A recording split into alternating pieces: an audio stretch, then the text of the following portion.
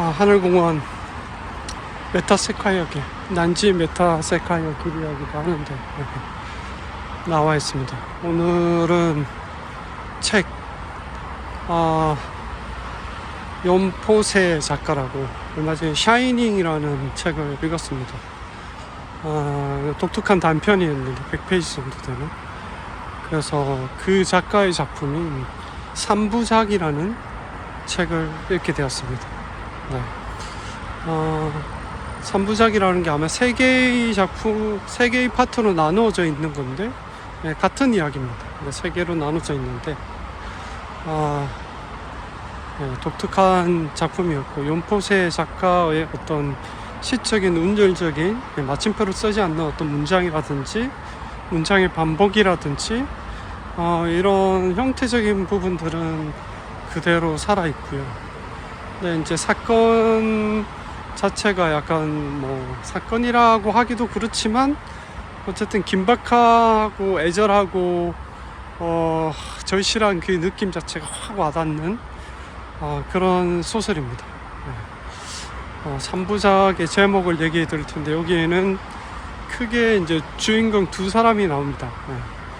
아레스와 알리다라는 여자와 아레스라는 남자 주인공의 이야기입니다. 네. 3부작의 제목을 확인하고 잠시 후 시작하겠습니다. 3부작은 잠 못 드는 사람들, 올라브의 꿈, 그리고 해질 무렵입니다. 여기서 2부 올라브의 꿈은 아레스가 2부에서 이름을 바꿉니다. 올라브라고. 그리고 알리다의 이름이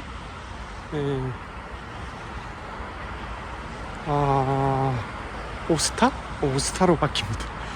이름 굉장히 헷갈립니다. 그래서 2부에 바뀐 이름을 굳이 얘기할 건 없을 것 같고, 그래서 1부에 잠 못 드는 밤 얘기를 해보겠습니다. 이 두 사람은 굉장히 가난합니다. 가난하고 오레스의 아버지는 바이올린 연주를 하면서 먹고 살았고, 노르웨이의 한 외딴 어촌 마을이죠. 그런 쪽에 살고 있어서 둘은 가난하고 못 사는 집안이었지만 서로를 좋아했고 애기도 임신을 한 상태입니다. 그래서 바닷가의 어떤 한 배에서 살고 있는데, 어느 날 그 배의 주인이 나타나서 집을 비워달라고 얘기를 합니다. 그래서 두 사람은 집을 비우고 약간 도시에 있는 비오트라는 도시로 나가서 집을 찾게 되는 이야기입니다. 근데 여기서 그 배를 비우면서 나오는 그 장면이 그냥 스쳐 지나가듯 나오는데, 여기서 살인이 한번 일어납니다. 그것도 나중에 알게 됩니다. 배 주인을 살인했다는 아레스가. 그런 얘기가 있는데, 잠 못 드는 밤에 주 내용은 이 비오트라는 지역에 가서 방을 하나 구하기 위해서 계속 문을 두드립니다. 방 하나 얻을 수 있을까요? 오늘 밤만 잘 수 있을까요? 그러는데 다 외면당합니다. 비는 내리고 엄청 걸었고 힘든 상황이고 배도 고프고 돈을 어머니 집에서 얼마를 훔쳐서 나왔지만 갈 곳이 없는 그들이 굉장히 처절하고 처량하게 그 도시를 헤매는 장면들이 약간 답답할 정도로 그려져 있습니다. 그러다 보니까 제발 이렇게 그 따뜻한 집, 겨울이고 비도 맞고 그 배고픔에 쩔어가는 그 두 사람의 어떤 상황들이 그냥 읽는 이에게 진짜 힘들다는 거를 절실하게 느끼게 해줍니다. 제발 그냥 아무 집이나 들어가서 잠이라도 잤으면 좋겠다, 이런 느낌이 듭니다. 그래서 계속 헤매는데 약간 약간 리얼리티라고 해야 되나? 그런 거는 좀 굉장히 많이 배제되어 있습니다. 그래서 집을 두드리지만 열어주는 집은 없고 방을 찾을 수도 없습니다. 근데 사실 뭐 그냥 어디 도시니까 어디 여관이나 그런 데 가면 되지 않을까 해서 나중에 여관 같은 데를 한 군데 가기도 합니다. 근데 거기서도 다시 나오게 되는 어떤 상황? 그게 알리다가 나오자고 해서 나오게 되는 건데, 어쨌든 별로 느낌이 좋지 않았던지 그 집을 구하는 과정이 굉장히 약간 현실적이진 못하지만 그들의 힘듦과 어려움과 절박한 그런 상황들이 그대로 다 드러나는 그런 일부에 잠못드는 밤입니다. 이제 임신한 몸으로 그거를 비오는 추위와 배고픔을 이겨내는 그 장면이 정말 리얼하게 표현이 되어 있습니다. 그래서 보는 이들이 정말 배고픔과 힘듦과 잠 못 듦에 대한 처절한 경험을 하게 됩니다. 제발 좀 아무데나 들어갔으면 좋겠다라는 그런 심정이 됩니다. 그리고 그러면서 어느 한 노파의 집에서 노파의 집에 들어가서 살게 되는데, 지내게 되는데, 그 노파의 집도 갑자기 노파가 사라지는 그런 자세히 묘사를 하지 않습니다. 근데 여기서 두 번째 살인이 있었다는 걸 또다시 나중에 알게 됩니다. 그래서 노파의 집에서 어느 정도 지내는가 싶었는데 2부로 넘어갑니다. 2부에서 이제 2부에서 이 이름을 바꿉니다. 두 사람이 이름을 바꾸죠. 이름을 바꿔서 가짜 이름으로 약간 여기서 떨어진 곳에서 사는 것 같은데, 이 아레스가 이 도시에 나와서 갑자기 이제 아내의 어떤 선물, 팔찌, 보석 같은 거를, 반지를 사주겠다고 그 도시에 나와서 자기가 가지고 있는 모든 돈을 털어서 팔찌를 사게 됩니다. 반지를 원래 살려고 했던 팔찌를 사게 되는데, 그 맥주집에서 집요하게 아레스를, 너의 이름은 원래 아레스고 어느 지역에 살았고 너가 그 배 주인을 살해하지 않았느냐고 계속 추궁을 당합니다. 그러니까 그 사람으로 인해서 아레스는 계속 약간 회피를 하지만 결국은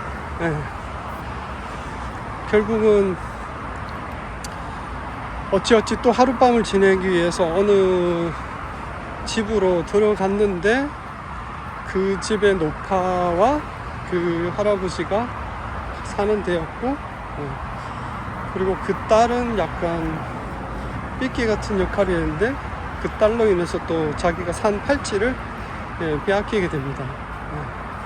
그리고 거기서 경찰이 오면서 아레스는 붙잡혀서 감옥에 들어가게 되죠.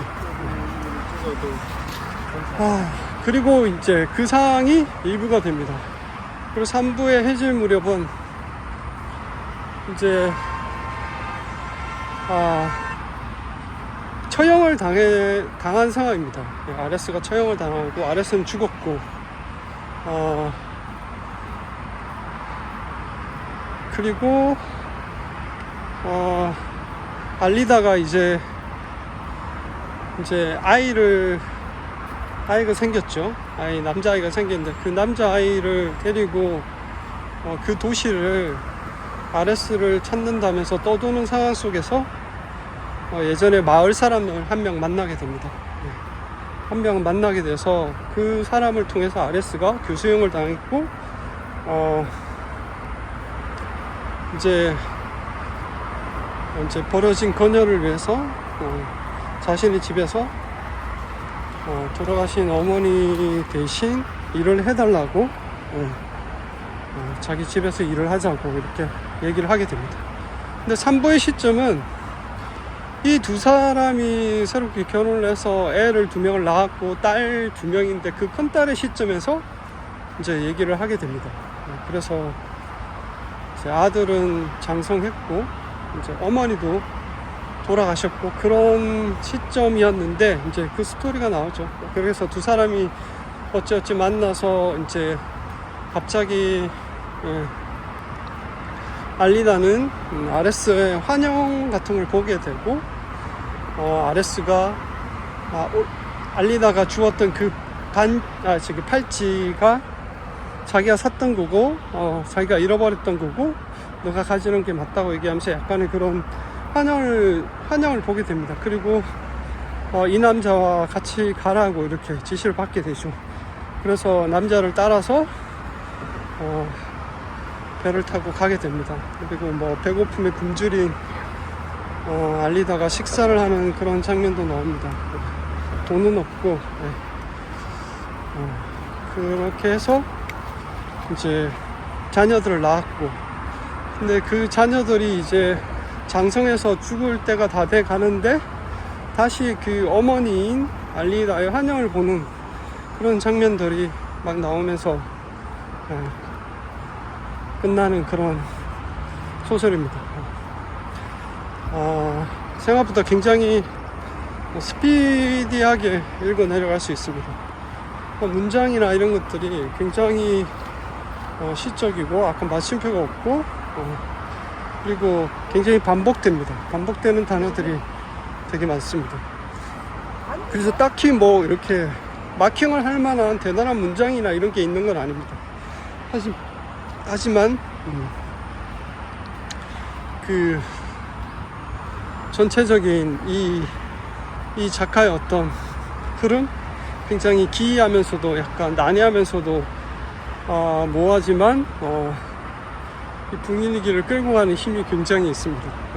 이런 샤이닝이라는 소설도 단편도 그랬지만 이런 문장, 이 독특한 이런 문장으로 이렇게 끌고 가는 어떤 마력이 있습니다. 이 작가가. 그래서 그게 굉장히 매력적이라는 생각이 듭니다.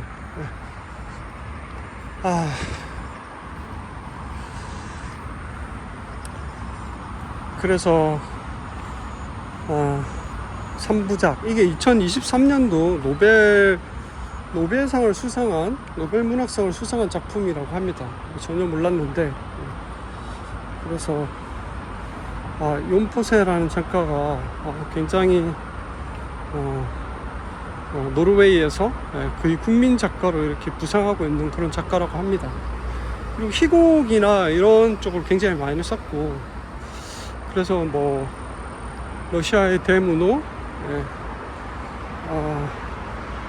그죠, 희곡을 많이 썼던 지금 기억이 안 나요. 그 작가와도 그 작가와 비교가 된다고 합니다.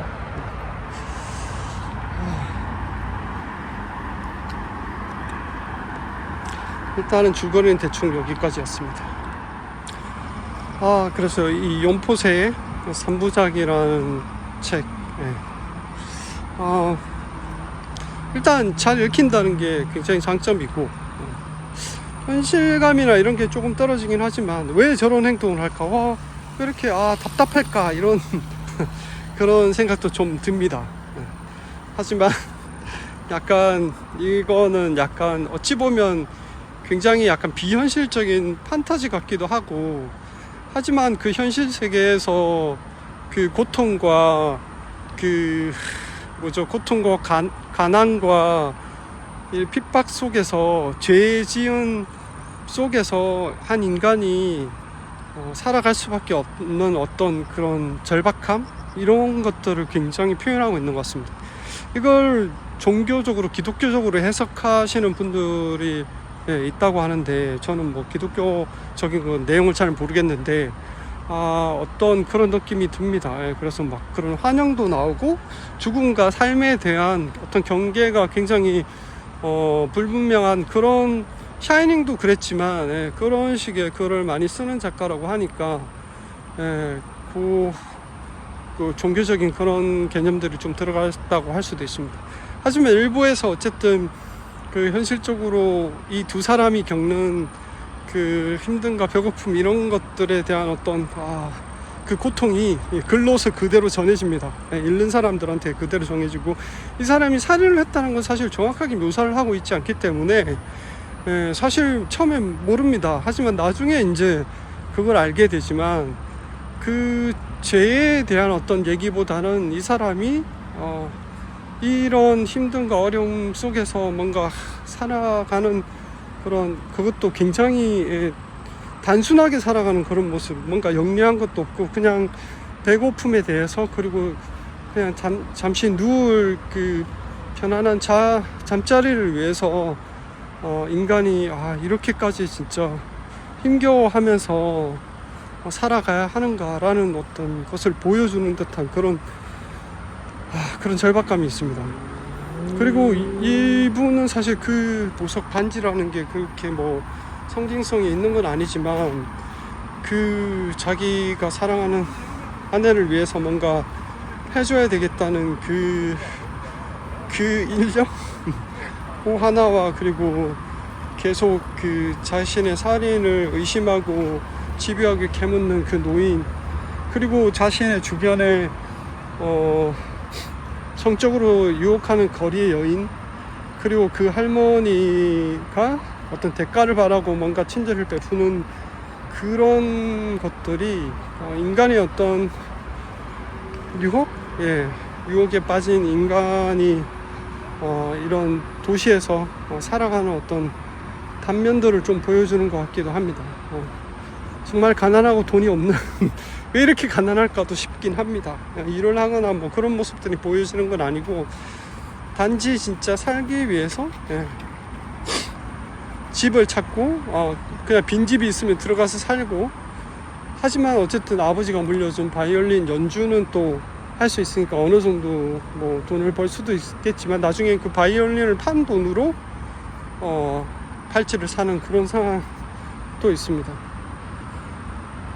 그리고 이제 3부에서 그 자녀들이 어쨌든 장성했고, 그 아내가 다른 남자와 결혼해서 또 다른 아이를 낳고, 그 기존에 있던 남자아이는 다시 바이올린 음악을 하는 그런 사람이 되어 있고, 자세히는 나오지 않습니다. 그렇게 또 세대가 흘러서 죽음을 맞이하고, 그 죽은 사람들의 환영을 또 그 자식들이 바라보게 되는 그런 스토리를 가지고 있습니다. 굉장히 약간 뭐라고 해야 돼, 딱 끊고 맺는 그런 건 없습니다.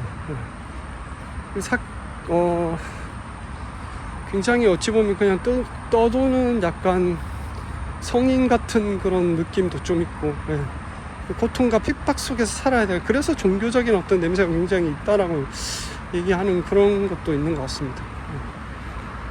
그런 삶 속에서 살아야만 하는 한 인간의 어떤 그런 처절함이 굉장히 잘 표현되어 있다라고 볼 수 있겠죠.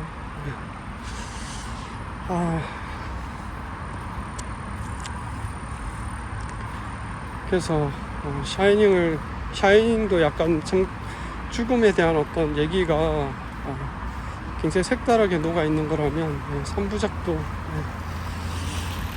그렇게까지 해서 허망하게 교수형을 당하는 아레다의 모습이 있는가 하면, 어쨌든 자신의 생명, 자식을 키우기 위해서 다시 다른 남자와 삶을 살면서 또 다른 세대의 아이들을 낳고, 그 아이들이 또 성장해간 그런 스토리를 그리고 있는 걸 보면, 그러니까 인간에 대한 어떤 근원적인 죄악, 뭐 인간은 원래 죄인이라는 어떤 그런 것들을 기본에 깔고 있는 게 아닌가, 그런 느낌이 좀 들었습니다. 일단 3부작 연포세의 3부작이라는 소설에 대한 얘기였습니다. 일단 여기까지.